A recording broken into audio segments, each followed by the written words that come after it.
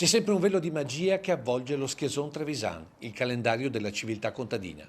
E mai, come in questa occasione, la mostra che l'Associazione Trevisani nel Mondo ha deciso di dedicargli ha trovato un luogo migliore, la chiesa templare di Treviso.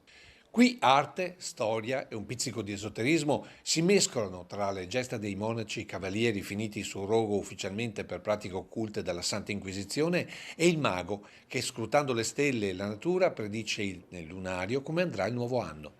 E la mostra ripercorre la storia di quello che oggi è il Beppo Gobbo da Casier, anche se un piccolo scoop l'abbiamo fatto nella bottega dell'antiquario Giuseppe Vanzella. Del Schieson Trevisan, questo ritratto di anni 54-8 da Francesco Pisani, pittor fatto nel 1758.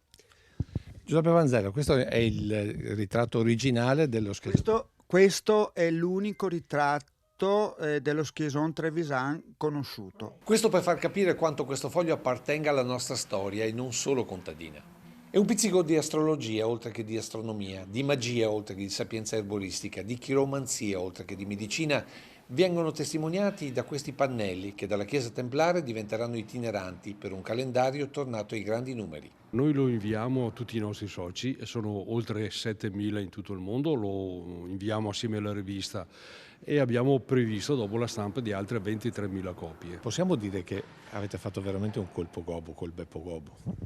Beh, penso di sì, perché era un lunario in via di estinzione. L'anno scorso noi siamo riusciti ad acquisire la proprietà proprio nello stretto tempo necessario. Mostra visitabile fino al 6 gennaio e non a caso, perché la sera dell'Epifania anche i Panevind daranno il loro pronostico. E a tal proposito sentiamo qual è il pronostico per il 2025. Per il mondo agricolo si preannuncia un anno favorevole, soprattutto per quanto riguarda quello che ci interessa da vicino, la produzione del vino. Dopo fa riferimento il pronostico del 2025 anche all'intelligenza artificiale, mettendoci un po' sul chi va là. Si preannuncia che ci sia, grazie anche al Giubileo, la fine di tutto quello che sta martirizzando il mondo, cioè le guerre. Insomma, positivo quest'anno. Sì, si preannuncia un 2025 positivo.